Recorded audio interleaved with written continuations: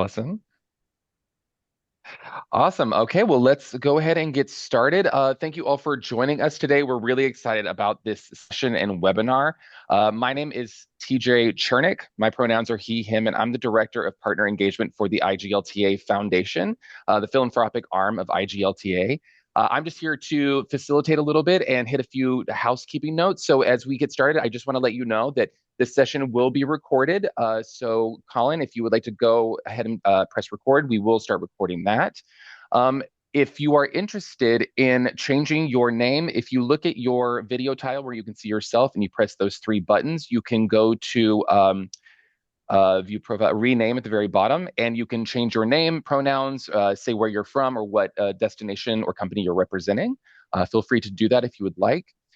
Also, along the way, if you have any questions along the way, please feel free to put them in the chat. One of us will collect those, and we will answer those at the end of the entire session.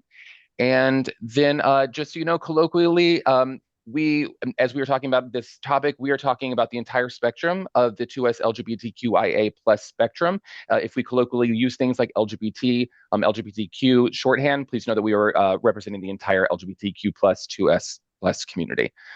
And with that, before we get started, truly, I just want to say thank you to IEC for this incredible partnership and collaboration that we've had over the course of, I think, 3 or 4 years now. But from our research project that we performed together 2 years ago, looking at travel trends of young 18 to 35 travelers, now to our roundtable that we held in Palm Springs this last IGLTA convention. We've loved this collaboration, and we're really excited to dig into this topic today. So with that, I would love to hand it over to our incredible representative from International Experience Canada, Colin Lalonde, the Senior Policy Analyst at IEC. Colin. Hi, thank you so much, TJ. Can we move to slide 4? Hi, I'm Colin Lalonde with International Experience Canada. My pronouns are he, him. And I'm really excited to be here to speak with you today.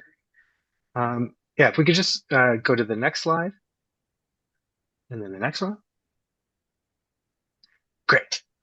Here, perfect. Thank you. What I'm excited to do is a little bit of framing because I understand that the youth travel market is not always so well understood. So I wanted to say that the youth travel market, particularly the youth work abroad market, is a significant and underserved segment of the tourism industry that offers destinations like yourselves unique opportunities. According to research done by the World Youth Travel Confederation, drawn from data from national tourist offices around the world, youth travelers were 23% of total international arrivals in 2023. So that's an estimated 296 million travelers, which equates to 227 billion USD spent. Now, 42% of those required a tourist visa. 32% of those were youth mobility visas. So these are often known as working holiday, which makes up roughly 40 million working holiday travelers in 2023 alone. If we go off the share of tourism spend outlined in that research, it'd be about 30.5 billion USD. But I'm here today to say that I think that dollar figure is almost certainly an undercount and does not account for the particular social and economic benefits of this category. Can we move to slide 6, please? So to demonstrate that, I want to look at the most developed youth work abroad travel market to see the impact that these tourists have when strategically targeted. Research out of Australia shows that their youth work abroad tourists stay longer, they spend more, and disperse more widely than other travelers. They stay for an average of 286 days. They spend $26,800. And what makes this pretty unique is that 80 to 82% of them travel to regional areas that rarely benefit from tourism dollars. All told, that makes Australia's working holiday segment their second largest tourism market by expenditure behind only China, which means working holiday travelers spend more in the Australian tourist economy than high value markets like the UK, the US, Japan, or even their neighbor, New Zealand. Oh, and here's an interesting part of this as well. Did I mention they work in chronically labor-strapped industries while they're doing this? So they're working in agriculture, tourism, construction, and healthcare. So the economic benefits they bring to the Australian economy aren't limited just to their spend alone. Can we go to the next slide, please? And following. Thank you. But I'm not from the Australian Tourism Department. So why am I talking about this?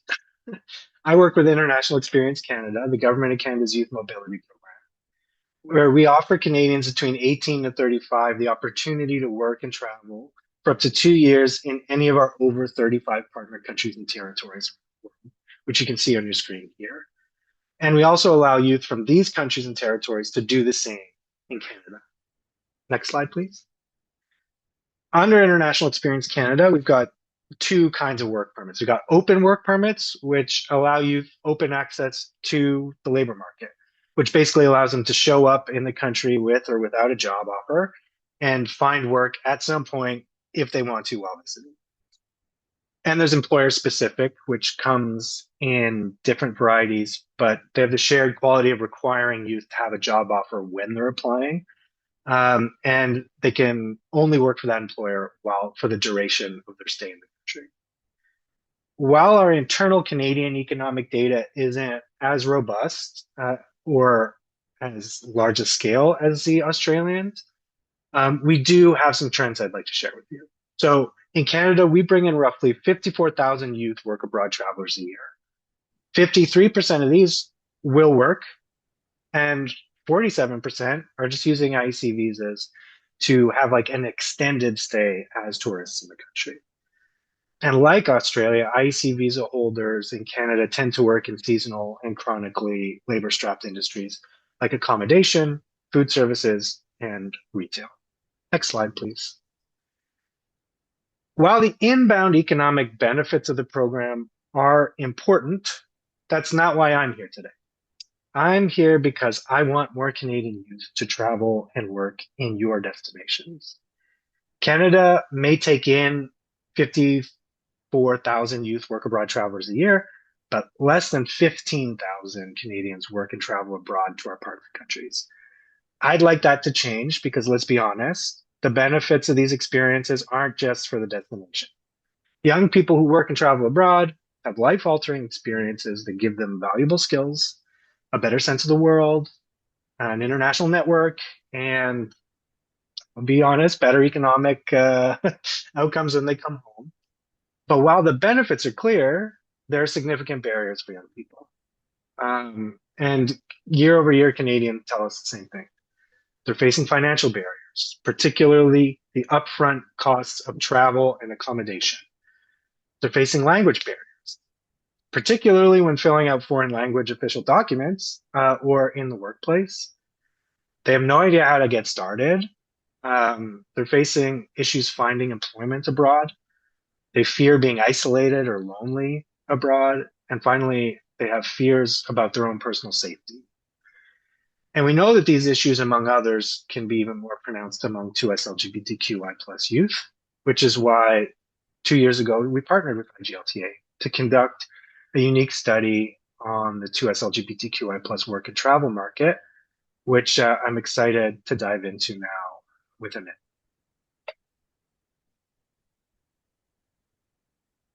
Thank you so much, Colin. Yeah, I definitely echo your words on how IEC is trying to make travel more safe and welcoming for everybody in the world. And you guys have been doing such an incredible job. You've been very involved with IGLTA over the past, I think, 5 years or more. And as Colin mentioned, in 2 years ago, we have decided to conduct a research project that has the main objective is to understand young adult mobility and how can we navigate the challenges and the barrier that LGBTQ plus youth go through when traveling and trying to work abroad. And also during our last convention in Palm Springs, we had a similar roundtable with Internationally Experienced Canada, but this time we wanted to involve the destinations that are IGLTA members.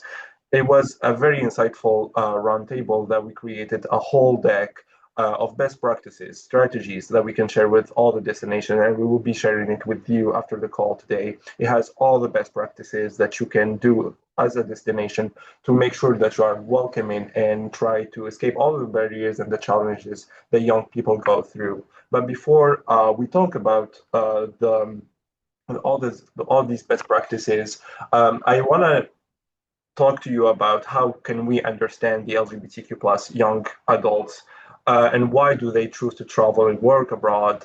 Because this will help us design like programs that meet the personal and professional and social needs. So when we're conducting the studies, the main motivations to go travel and work abroad were pretty much related to self-identity. And a lot of the respondents answered personal growth, which means they want independence, they want resilience, they want confidence. And I suggest that you take a look at the data that we have created from that survey because it has a lot of details when it comes to answers. I'm just going to go through the motivations really quick to be respectful of the time. But another thing that came across when we were conducting the study is that young adults want to feel immersed in the culture, which means exploring new culture, languages, perspectives, and that's pretty much like the point of traveling. But with the queer community in particular, we really want to be immersed in cultures that are different than ours. Sometimes because we see it as an escape from our hometown, where we don't really feel welcome. But sometimes it's also out of curiosity. And queer people, we grow up asking a lot of questions growing up, and that creates that sense of curiosity in the adulthood.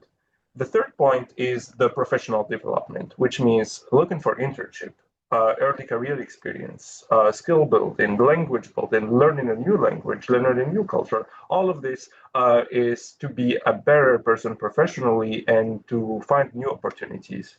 The third and fifth points were authenticity and belonging, health and well-being, which means we seek destination where we can openly be ourselves and be in our true colors. And also, we want to access inclusive and affirming services or communities that are abroad. And the last point is the adventure part of it, which means the exploration, the travel experiences, building meaningful connections and network. You know, like one of the best adventures that we have throughout the way when we travel is the friends that we make in the road. So these are like pretty much like a small sneak peek of the motivations that we have found out when we were conducting the studies.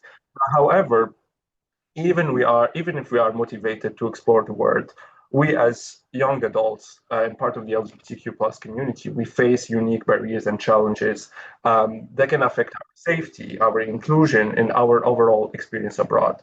Bruna, if you can go to the next slide, please. And Colin already mentioned a little bit of these challenges, but I will talk a little bit about it more.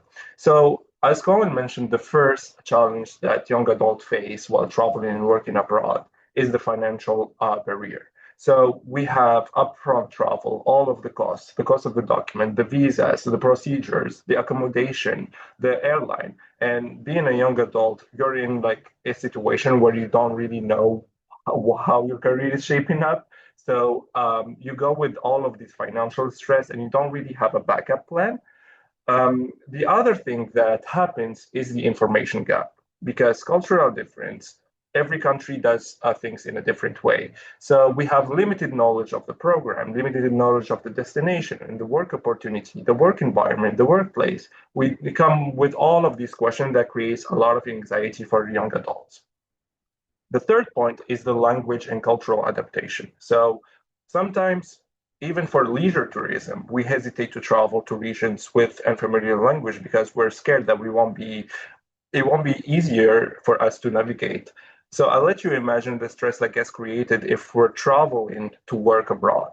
So all of this creates, again, another layer of anxiety before traveling, which impacts our safety and inclusion, which is the fourth point I want to talk about. So when we travel, we have concerns about our personal safety. We don't know the culture of the country. We don't know if we're going to get discriminated or harassed, especially if we're living in a household with a welcoming family. So sometimes we try to find these destinations that are inclusive and affirming just to make sure that we are safe. Next slide, please.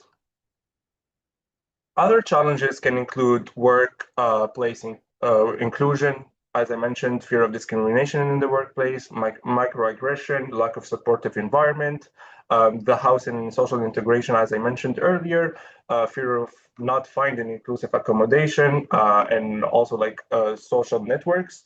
And all of this will put us in a situation where we have to create a sense of self-censorship, where we're going to feel the need to hide our identity or modify their behavior just to stay safe and be on the right path in that culture. So all of this to say is that we need to, as this nation, we need to create steps that we can try to make it easier for young adults. And that's what I'm going to talk about now. Next slide, please. So the strategies are the following. Program design and inclusion. So we need to create thoughtfully designed programs that can balance work and cultural immersion, leisure, while centering inclusion and collaboration with local LGBTQ plus community. It can be in the form of co-creating experiences with the LGBTQ plus community for mentorship, for visibility, for cultural event, for cultural integration, et cetera, et cetera. We need to design flexible programs that combine both work and the cultural immersion and the leisure opportunity while helping these young adults make friends that are part of the LGBTQ plus community.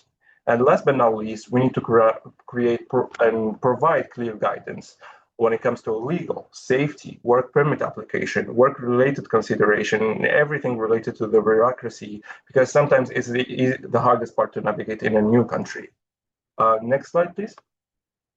The second point is that we need to create a sense of mentorship and community, because mentorship and peer-to-peer network are key to supporting LGBTQ plus travelers who are willing to work abroad by helping them navigate challenges and connect meaningfully with local communities. So we need to connect them to mentors to combat isolation, to help them to provide guidance and help them navigate the new country where they just landed. And we also need to encourage local businesses and organizations to offer inclusive and affirming work and place and social environment. Next slide, please. Thank you. The third point is the safety and accessibility. So we need to make sure that we are creating a safe and inclusive environment across every area of the destination, which means the accommodation, the workspace, the neighborhood is very essential for an affirming experience abroad. So we need to identify and promote safe neighborhoods, like the accommodations, the venue, and we need to highlight the certified inclusive locations like the hotels, the co-working space, all of the places where the young adults are going to be at. And the way we can do that is by partnering with local organizations, because nobody would know better than the local LGBTQ plus organization, people that are in the destination. So this will help us provide real-time guidance on security, on health, on well-being. Sometimes you cannot find everything online. You need to ask a friend. And that's the main reasons why destination need to connect the young adults that are traveling to the local communities. And we can do that through the communication and outreach. So we have to make the information accessible. We got to provide clear, accessible information and visibility for inclusive opportunities to empower the LGBTQ plus young adult and more help them make informed travel and work decision. So we got to provide clear information about the visas, about the working opportunities, the way it goes. We need to feature success stories of LGBTQ plus travelers that are thriving in destination. And we're going to see later on the case of Ryan, which I'm really excited for you to hear. And last but not least, we need to maintain visibility of inclusive program, like everything that we're doing with IEC right now, the resources, and also the local support system. Next slide, please. So we need actually to invest in LGBTQ plus youth travelers, not only to support their growth, but also to benefit destinations through sustainable economic and social impact. So we got to treat our youth travelers as long-term investment in the future and explore different models that allow travelers to support local initiative and community program with all the transparency in the world. And last but not least, I want to talk about something that is really important. And a lot of destinations, like a lot of tourism stakeholders in general do not take into consideration, which is the feedback. So we got to have regular consultation with our travelers and local stakeholders to ensure that the programs are evolving and meet the real need of LGBTQ plus young adult. We as a community, we have constant needs that are evolving because our safety is always in the risk. So we don't know how to navigate a certain country. It could be like the most friendliest country in the world, but still sometimes we don't feel safe, and we have to navigate that uncertainty that gets created with every backlash that gets created around the world at every moment. So one of the main things that we can do is establishing a youth advisory committee that includes LGBTQ plus voices to provide insights and challenges and solutions. And we gotta regularly consult our travelers and local stakeholders to make our programs and initiatives much better.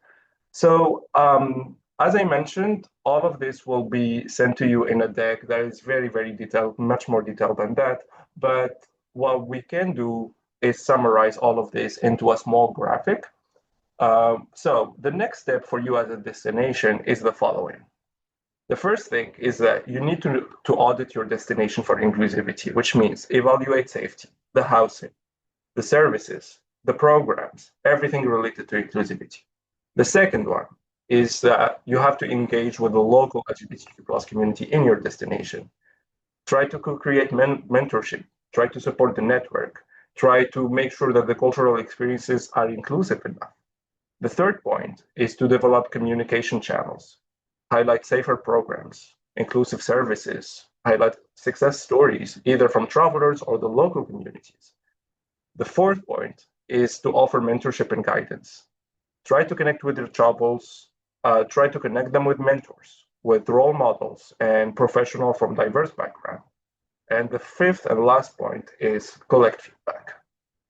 With that, I will give it to Ryan to share with us his amazing story. So yeah, if you have any question, please feel free to reach out to me, Colin, TJ, and with the IGLTA Foundation, we'll be sharing the slide deck of the research project that we have created with IEC, along with the best practices for the destination. Ryan, the floor is yours. Hi, everyone. My name is Ryan Woods, pronouns he, him, and I'm so happy to be a part of this IGLTA webinar. I got to speak about my Australia working holiday experience as a queer traveler at the IGLTA Osaka convention, and I'm just happy to be back to kind of expand my story with today's specific topic and talk with you all. So first off, a little bit about me. Canadian, raised in a small rural town just outside of Ottawa, and I've spent most of my openly gay years in major cities around the world. Shocking, I know. Small town boy moves to big city. I'm a youth ambassador for IEC, travel writer. I'm a photographer, content creator, speaker, storyteller, all things queer travel.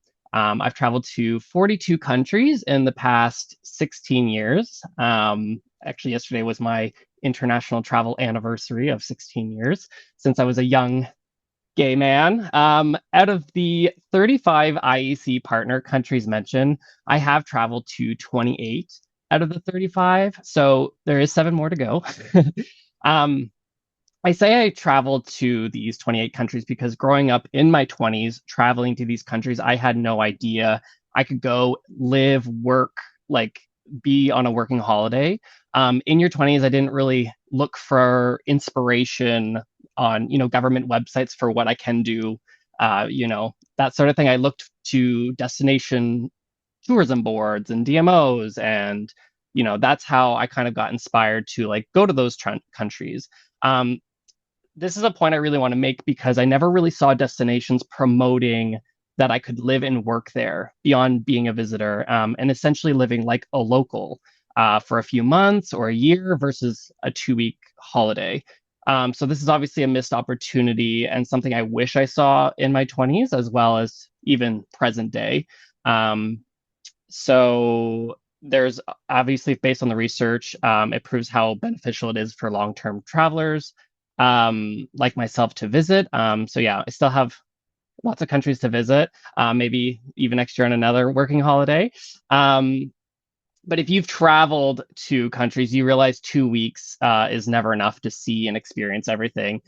Each country, each destination has so much to offer, which is why more destinations should be promoting and influencing queer travelers, Canadians, to go to your destination on a working holiday, because as we saw in the research, it reaps a lot of economical, social benefits.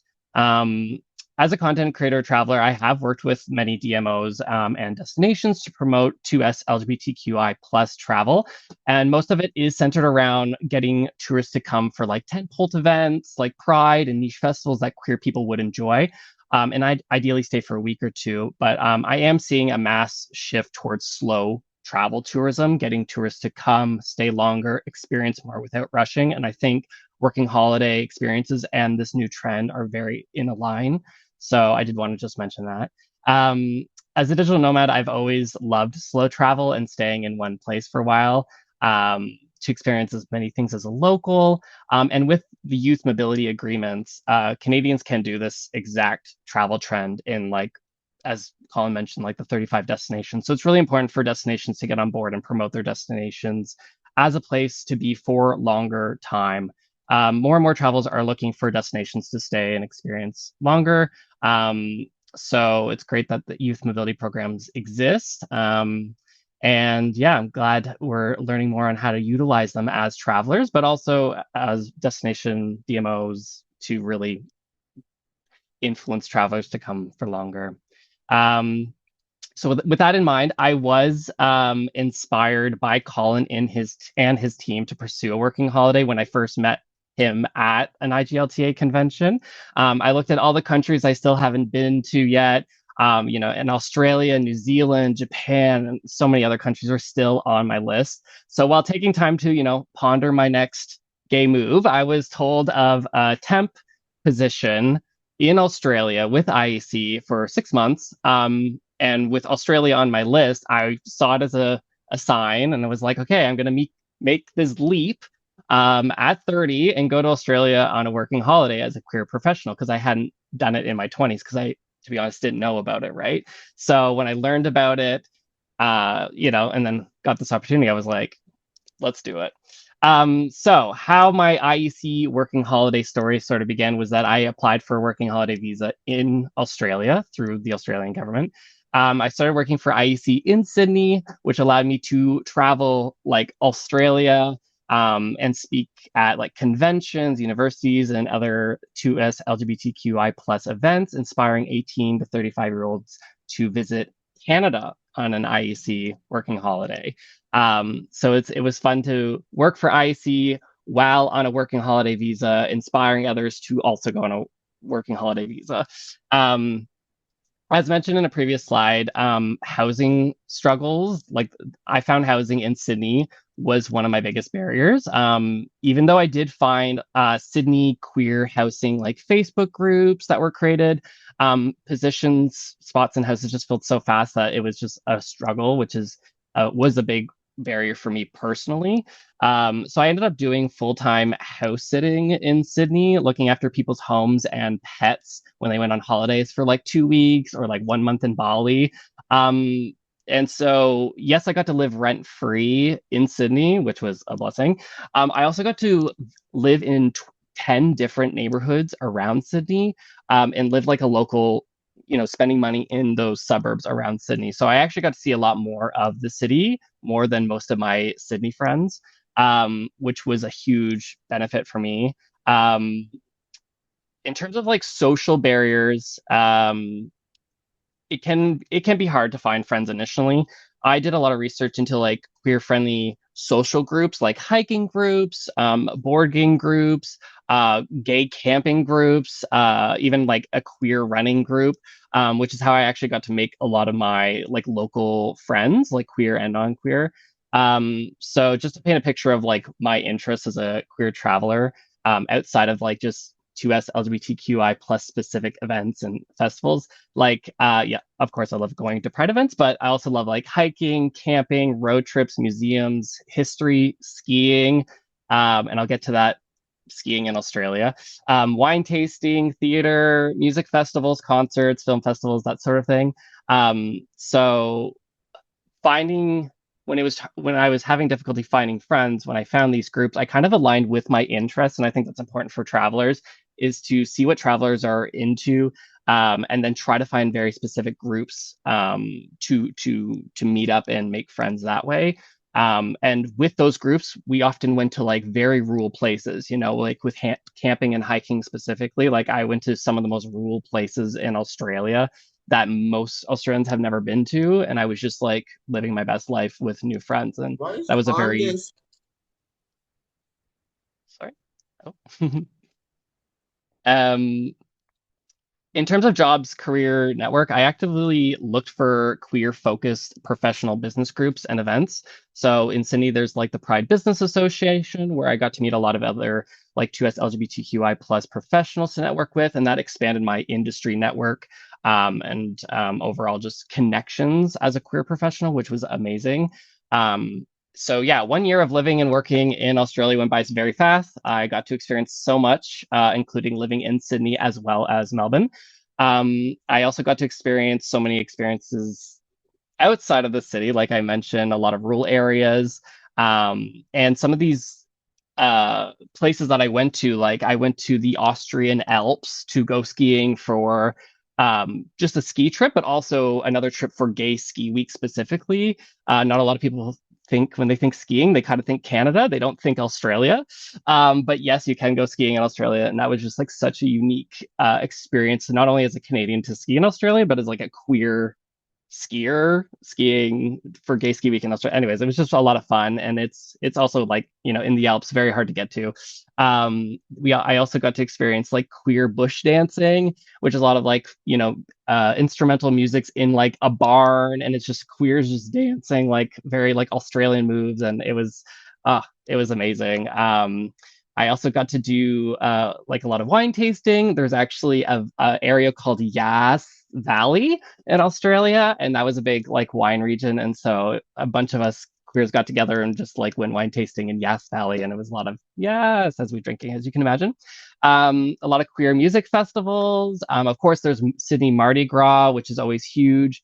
Midsummer Festival in Melbourne, and the reason why I kind of want to mention all these festivals is because they're all throughout the entire year.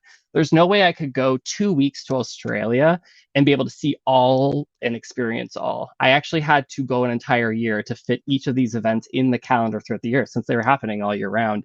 And I kind of say this because that's the reason why it took me so long to get to Australia, because I knew there was just so much to do and that it would probably take me a year to experience it. Couldn't do that on a tourist visa. It's why I went on a working holiday visa as well. And like as Colin mentioned, some people who come to Canada on a working holiday spend the entire year just travel and leisure. They don't even work. They just use that opportunity to come spend money in the economy, have the best memories ever. And like that's a huge like benefit to a lot of destinations. So yeah, I also fell in love with traveling Australia in that year. So even after my working holiday ended, I went back to Australia on a visitor's visa, and like even went to more and more places. Again, most of my money went to the Australian economy. You're welcome, Australia. And also in that time, I used Australia as a hub to visit other countries like New Zealand and Japan. And even like 2 weeks or a little bit there in those countries, I was like, I could spend an entire year. I should spend an entire year. So there's just so much benefit to just that one experience as a queer traveler that just kind of expands around the globe, essentially. So I do want to mention like the topic of how to make it safer and more inclusive, some ideas for destination demos. So destinations should really obviously prioritize inclusion, safety, mentorship, and cultural, as it was mentioned in the previous slide. So promote your destination as inclusive. It's so important. There's so many destinations that are inclusive, but don't necessarily promote it. And it's good to promote those aspects of your destination, because there's just so many destinations that a queer traveler could go to. So you kind of have to like, you want to stand out and make sure that you're proud, you know, so because then we'll be proud to visit you. So yeah, and also promote how safe, like even specific neighborhoods in your cities, your towns, your countries are. Because when people are looking to live in your destination, the biggest thing was like, where do I live? Which neighborhood is safe for queer people? Like I think that was actually one of the biggest things was like not just finding housing, but finding it within neighborhoods that are safe. So I have seen actually like cities promote specific areas in their destination that are friendly or have a thriving like queer culture. And so those are places that it would be great to promote. And yeah, I mean, connect travelers with local 2S LGBTQI mentors and organizations. There's so many organizations in each destination that are doing amazing things. So like partnering with them, like working together to kind of promote the destination is really, really good as well. And yeah, let's see. Also promote your destination with all year round things. Like even my case with Australia, there was just like things happening all year round. And I obviously did a lot of that research my own to realize like, oh my gosh, there's so much. But it'd be good for destinations to actually come out with content that kind of says like what queer or queer friendly things are to do from like January to December to really promote the destination as like an all year round place to be. I think that's a huge and kind of the easy thing for destinations to do. But yeah, I don't know. Most of us queer youth will mostly focus on live in large cities that they just organically happen to have large queer communities. So obviously in hopes of making friends and meeting locals, but promoting tourism experiences within these major cities, I know is a large focus for a lot of campaigns. But I definitely recommend promoting outside of the city experiences, like queer friendly experiences, and places that can help regional and rural tourism. I know, like queer bush dance was something I had to drive 3 hours to with friends, but like we spent the entire weekend there, and like I know that local economy like benefited from that. So yeah, I don't know if like bigger cities, the rule, or if you handle like the state, just work, intermingle, mingle and collaborate to get people to support tourism in your entire region. I think that's it. I don't know if I'm good on time or if I talk too much, so I do apologize. No, you've done great. That was amazing, Ryan. I'll take it. I'll take it off you. That was great work. I do want to just thank you for your time and also thank IEC and Amin. And I think Amin forgot to mention his role with the IGLTA Foundation, which is the program coordinator, the program manager, excuse me, for the IGLTA Foundation. So while I, as the program director, the director of partner engagement, bring these partnerships to life, Amin single-handedly brings things like this, brings the actual meat of these partnerships together. So, with a few minutes left, I do want to open it up again to the chat if anybody has any questions. Otherwise, I'm just going to fling in a couple of questions here, some that I don't even think, Colin, I would have told you about.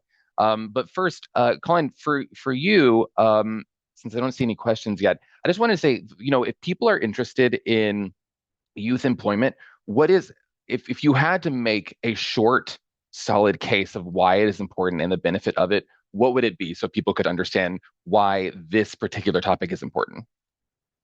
To destinations? Yes. Yeah. I mean, the thing is like when I look at these data, I kind of am surprised that there isn't more of a push. I kind of think of youth work abroad travelers as some of the highest value tourists you can have because of the reality that they just spend a lot more time there and they're burning through their money while they're there. Like it's a reality, but beyond that, they're they're working in industries that folks have a really hard time filling. And I know that we're talking to a bunch of tourism industry professionals. These are seasonal industries. Like you already have a hard time filling your own jobs. the best thing you can do is have people working for you who are also your clients. And that's I mean that's how I view these working holiday travelers. I honestly I do find it surprising that there aren't more very proactive um, marketing initiatives that are done to attract more youth into theirs. I mean, I've been even trying to convince Destination Canada to do it. But you know, because we get stuck in our ways. We think of what is the market. You know, we're thinking the high value market, the high value tourists, China and US. But I think that there's this segment that's like it's a unique target that has a huge economic impact, but they do face like particular barriers. But once you just do a few things to address it, I think that there are huge payoffs down. That is awesome. Thank you. I'm going to address one more question, but Ryan, for the IGLTA Foundation, we look at the power of travel and the impact it has both on the tourist, but also the destination. And we specialize in capacity building and pathway to employment. And your story of like how employment has changed your life is really interesting. Just to kind of like re-encapsulate everything you said, because you have such a cool story. If you had to summarize how your opportunity working abroad changed your life, how would you summarize it in 1 to 2 sentences? Oh gosh, like 360 full turn, I would say. Um, like oh gosh, that's difficult, TJ. I think you know what I gained something that I would say is I gained international work experience. And so for youth that are looking to like stand out on like resumes when everyone kind of has the same kind of work experience in the same location, I do know for a fact that international work experience on my resume from like Australia or when I also did the UK stood out in my resume. And so even that aspect of changing that in my like timeline completely skyrocketed a lot of things in my career. And I think that's like besides like the social, the cultural impact, the benefits, confidence building, personal growth. I think like career wise, I think that's like one big thing that stood out. And one thing I kind of drive home with a lot of people that may feel stuck in the career and haven't are able to like get up there and they're like, should I learn another language? And I'm like, no, like work abroad, get international work experience, and then also maybe learn a second language as well in the country that you choose, right? So yeah. Yeah, I think that I don't know, I guess that summarizes a lot. I don't know, there's just so much. No, that was great. I think hearing both of these perspectives was really powerful at the end, just to kind of encapsulate everything. So, thank you both, Colin. Thank you so much for this partnership and for taking the time today, Ryan. So awesome to have you on here and hear your story as well. I mean, great pieces of advice for DMOs. Um, and I do have one question. If we can just take this last minute to answer this, is there a benefit to promoting 2S LGBTQ plus inclusive experiences for all youth travelers, not just those in the community? And what about strategies for destinations, regions that don't have a reputation for being as welcoming to the community? Would any of you like to take apart or that whole question? I could take I can take the second part because I think it's the harder one and it's also what kind of brought me to this. When I first came to International Experience Canada, I was a co-op student doing policy stuff. And I kind of introduced to them the problem like, hey, you know, you have these ideas of these reciprocal agreements, but you've got some countries here like it is not reciprocal for, you know, LGBTQ youth to go to some of our partners. It's dangerous. Or it can be, or there are challenges here. And so I think that, you know, for countries that may not have the reputation, I think it's important about being upfront about what you see as the challenges and thinking about what those supports are. Putting in the window, these are the organizations that we want to hook you up with. These are we identify safe workplaces. You can have a job bank that identifies safe workplaces and hooks people up with community organizations within your country that focus on queer issues that actually do mitigate the barriers that youth are facing. They're having fears about figuring out where am I going to live, where am I going to work, and am I going to be safe on the streets? Well, the best way to do that is have community know who your community is, and know which employers you're safe to go work. But doing just like those kind of interventions, it just like wrap it into your marketing. And I think it does go a long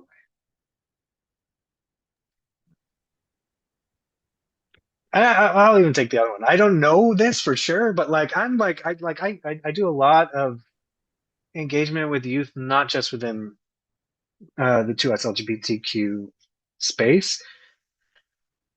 A lot of youth want to go somewhere where they know people are thinking about this. They want to go with their friends. They want to know, but also like if you're putting out there, hey, this is a 2SLGBTQI plus inclusive place that is serious about that.